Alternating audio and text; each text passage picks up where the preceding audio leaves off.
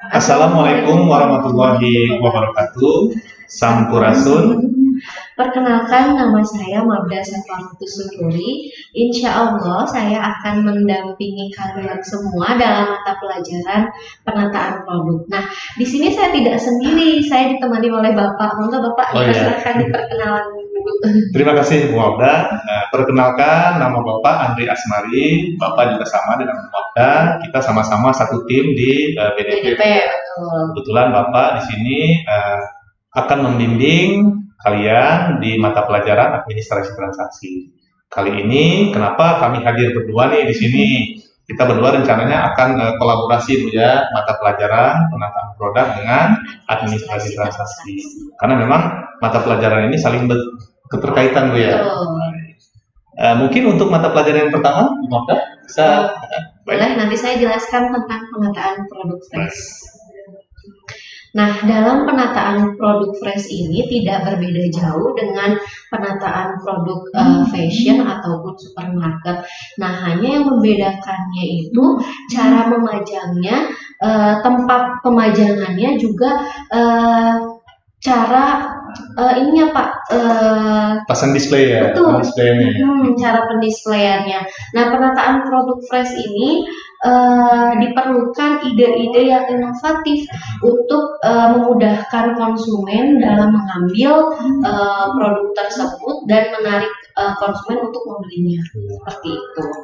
Nah, ada beberapa hal yang harus diperhatikan dalam penataan produk fresh ini, diantaranya yaitu dalam penataan produk sayuran. Karena dalam penataan produk fresh ini ada penataan produk sayuran, buah-buahan, juga daging Pak.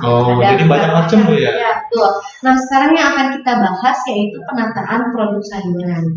Nah, produk sayuran itu biasanya dikelompokkan berdasarkan jenisnya apabila kita akan berdisplay. Kan produk sayuran itu banyak ya Pak, ada sayuran yang berjenis daun-daun, ada juga umbi-umbian atau akar-akaran, itu kan berbagai macam ya Pak ya. Jadi jika sebelum kita mendisplay sayuran, kita juga harus memberi label sebelum memajangnya Pak. Merek gitu Bu ya di. Betul. Kan kadang suka bingung antara kangkung dan bayam. Apalagi bapak-bapak tuh. Iya, betul. Jadi kita harus memberi labelnya gitu. Ini tuh sayuran kangkung, ini tuh sayuran bayam, itu harus jelas. Nah, jika sayuran yang berjenis daun-daunan itu harus diikat. Nah, agar lebih fresh, itu biasanya didisplay menggunakan air di bawahnya agar lebih segar, lebih fresh. Jadi tidak perlu disemprot gitu Bu ya, karena sudah ada air Bu ya. Nah, disemprot juga perlu Pak, ya biar lebih segar gitu. Jika pegawainya sama pegawai kita, misalnya pegawainya terlihat itu sayuran udah mulai layu nih, biar agak segar kita semprot. Buru-buru disemprot. Betul, iya. Nah, untuk arus perputaran barangnya itu menggunakan first in first out. Jadi artinya barang yang dipajang terlebih dahulu harus habis duluan. Jadi yang di depan itu harus habis duluan. Ya, baru kalau setelah terlihat sedikit lagi kita pajang barang yang baru, itu pun harus di belakangnya Pak. Jadi barang yang dipajang duluan harus habis terlebih dahulu. Nah, begitu. Nah, sekarang penataan produk buah tidak berbeda jauh sih Pak dengan produk sayuran. Produk buah juga dikategorikan berdasarkan jenisnya, yaitu misalnya buah ini impor atau lokal, itu harus dibedakan cara menatanya gitu. Dipisah Bu ya? Betul, dipisahkan. Nah, mendisplay buah ini juga harus berdasarkan kualitasnya. Apakah kualitas buah itu buah yang segar? Buahnya tentunya harus buah yang segar Pak.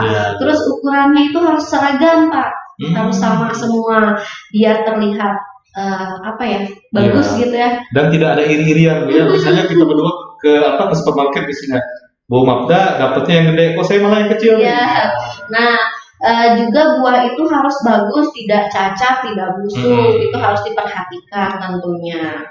Nah, agar konsumen juga melirik buah itu, wah ini buah menarik nih, pegawai ataupun pramuniaganya juga harus menyeimbangkan warna buahnya juga Pak. Biar eye-catching ya. Betul, biar eye catching.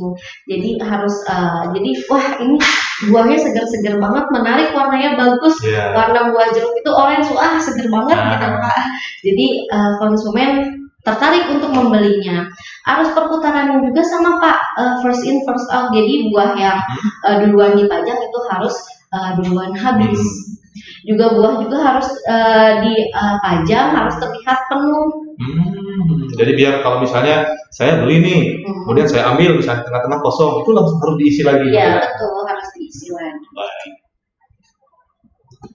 Nah Bu, tadi kita bicara tentang penataan display sayuran dan buah-buahan, ya. Nah, saya coba sekarang untuk mengaitkan nih. Biasanya kan kalau sudah ditata itu kan di display, misalnya kan biasanya sudah datang konsumen tuh buat membeli.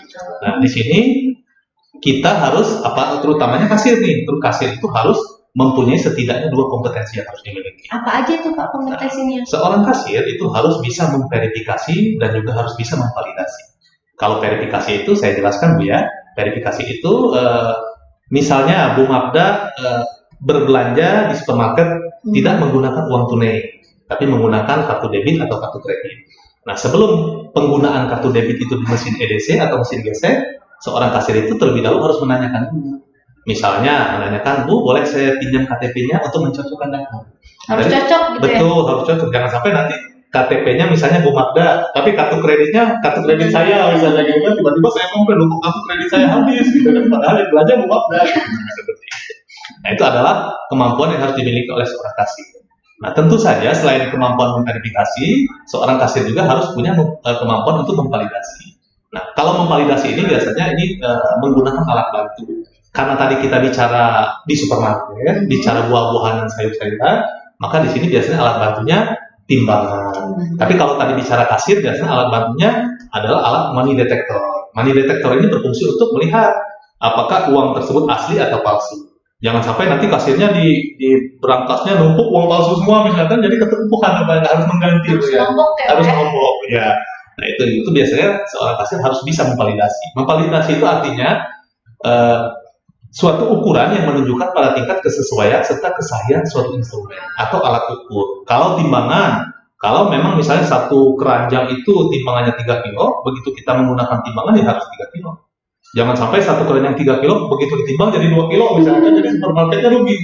Atau misalnya begitu ditimbang jadi 4 kilo, pembelinya malah rugi, gitu kan seperti itu. Jadi validasi dan verifikasi itu penting dimiliki oleh seorang kasir. Nah, tadi kan kita sudah bahas penataan produk sayur dan buah. Nah, sekarang ada penataan produk daging nih Pak. Boleh di next Pak? Oh, baik. Nah, dalam penataan produk daging ini mencakup di dalamnya itu penataan produk ikan, daging sapi atau olahan daging lainnya. Penataan produk daging ini dipajang sesuai dengan kelompoknya. Jadi harus sesuai. Daging sapi itu berkelompok dengan daging sapi lainnya. Juga daging ayam kayak ayam paha, dada itu kelompok ayam, kelompok ikan, kelompok ikan. Nah, untuk kelompok ikan nih Pak, biasanya agar terlihat segar, ikan itu dipajang atau didisplay dengan menggunakan es serut yang telah diserut. Jadi ikan ditata di atas es serutnya biar terlihat lebih segar. Dan menarik mungkin Bu ya. Nah, biasanya penataan produk daging ini menggunakan showcase nih Pak, yang bersuhu berkisar 16 sampai 20 derajat Celcius. Nah, untuk frozennya itu dipajang menggunakan frozen island yang bersuhu 0 sampai 2 derajat. Lebih dingin. Betul, lebih dingin. Baik. Nah, tadi kita bicara tentang timbangan Bu ya. Timbangan juga tadi kan seperti barusan Bu Mabda sampaikan, ikan itu kan biasanya atau daging biasanya kan sebelum dibayar di kasa depan itu kan biasanya suka ditimbang dulu ya, ada kasir khusus untuk bertugas menimbang. Nah, timbangan juga itu harus kita pelihara. Jadi jangan sampai sudah 3 tahun di supermarket tidak pernah dicek, misalnya gitu. Khawatirnya yang namanya mesin, yang namanya alat perangkat itu biasanya kan suka ada error, kemudian ada debu-debu yang masuk yang mengakibatkan timbangannya menjadi tidak akurat lagi. Itu harus selalu diperiksa. Harus dirawat. Harus dirawat, betul. Nah, saya tidak akan menjelaskan bagaimana cara merawat, bagaimana cara memasukkan input program di mesin timbangan pada mata pelajaran ini. Tapi mungkin nanti next kita akan coba jelaskan, Bu ya. Tapi karena sekarang kita mempelajari tentang penataan produk dan juga tentang alat verifikasi dan validasi, jadi saya akan mencoba untuk memberikan sedikit pengantar kepada anak-anak bagaimana SOP seorang kasir. Jadi seorang kasir itu di area timbangan khususnya ya, SOP kasir di area timbangan itu yang pertama, itu sebelum proses penimbangan dilakukan, seorang kasir itu harus menyiapkan dulu barang yang akan ditimbang. Barangnya harus sudah ada. Harus sudah ada, karena kalau barangnya nggak ada, bingung ya, mau nimbang apa nih? Misalnya Bu Mabda beli daging tadi, sementara barang yang ada buah-buahan, jadi kacau nantinya kan gitu. Nah kemudian setelah barang sudah siap, kita coba tadi tekan kode PLU barang. Nah, kode PLU ini akan saya jelaskan mungkin di pertemuan selanjutnya, tapi akan saya buka sedikit ya. PLU itu artinya kode sebuah barang. Misal, dalam buah-buahan ada buah mangga dan buah apel misalnya.